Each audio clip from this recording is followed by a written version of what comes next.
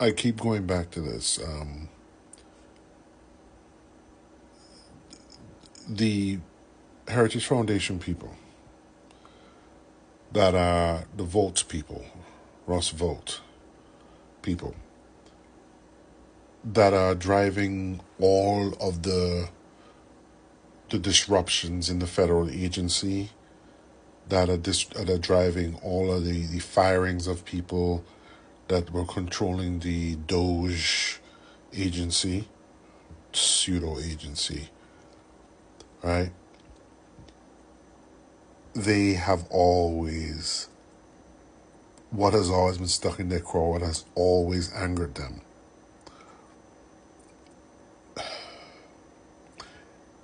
They don't like to see all of these, particularly black and brown folks, right, working in the federal government.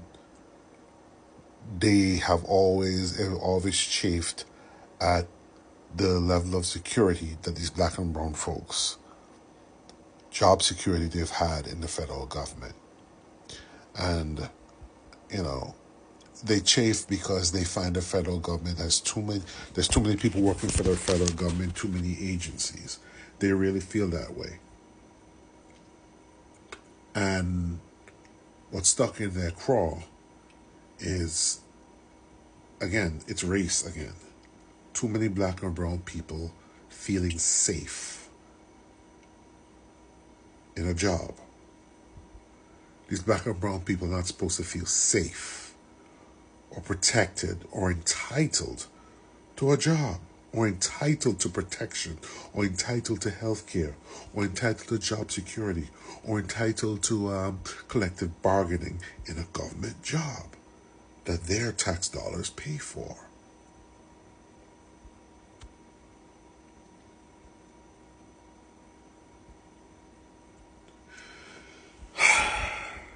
These people have, in one fell swoop, destroyed the often reliable mantra within especially the black community is like, you want security, get you a government job. They have destroyed that. A lot of black people have found their way out of poverty and have enabled them to move up the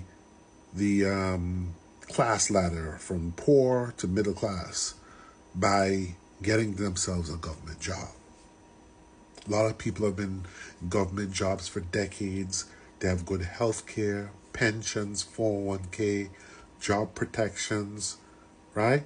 Workplace security, and they retire. Good living.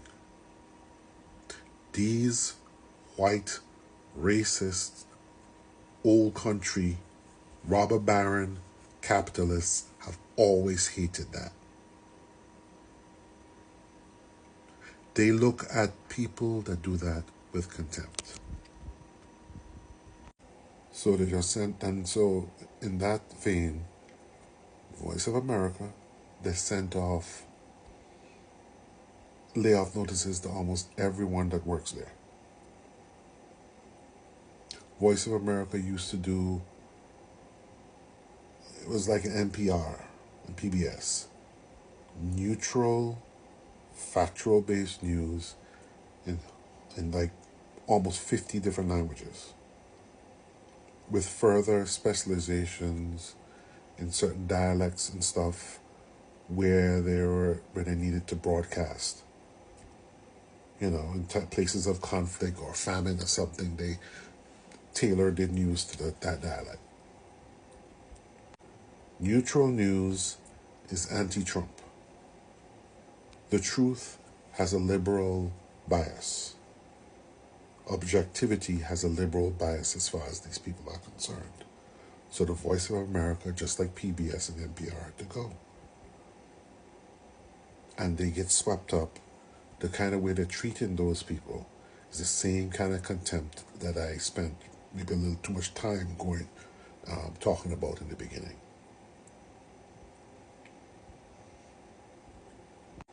I said in one of my videos a long time ago that when Elon Musk talked about that there's going to be economic, he said so before the election. A lot of you did listen to him. There's going to be some economic turmoil before it gets better. The part before it gets better is not going to happen. The economic turmoil, you can see it. But part of, as I said in my video, part of that turmoil is the targeted extraction of black and brown people from certain positions which they never thought that black and brown people deserved to be in, meaning these safe government jobs. Which is why 300,000 plus black women have lost their jobs. And he's targeting still more black women for dismissal. Which is why they're talking about they're going after woke. Which is why they're going after DEI. Which is why they're going after all these other identities, meaning if you're LGBTQIA or whatever, on women and stuff like that. But the main focus is black people. Which is why they're dismissing a lot of directors of the National Archives and stuff like that who are black women, black people. He dismissed the black general, the black general who headed up the Joint Chiefs. He is extracting black people from all parts of the economy and society that these white supremacist racists never felt that black people especially, but other people of color and LGBTQ and others, never deserved to be in. It's all connected. It's a targeted extraction of black people and trying to relegate black people back into roles that they felt they should be in. They've always seen black people as just the help, as just workers, not deserving of any respect, honor, or dignity. Hence, they actually thought that once they get rid of one group of black and one group of brown people, meaning the Latinos, the migrant workers, they actually thought that black people were going to just go and do this work again. That's why he said in the election, he speaks plain, which is a kind of like awful, fucked up, paradoxical blessing. He speaks plain. He talks about those black jobs during the election, during the run-up to the election. He meant just that. When he talked about those black jobs, and he talked about black jobs, he talked about so-called undocumented taking black jobs. He talked about black job, meaning he intends, him and his people, think that black people belong there, belong in those roles. Because during slavery, those are the roles we had. And they're trying to make it so we have to go back to those roles again. He's going to have to come to remove the Secret Service protection. It's all about extracting black people. Oh yeah, removing the Secret Service protection is going after her money because she has to spend money to pay for Secret Service protection just at the same time she's trying to release a book.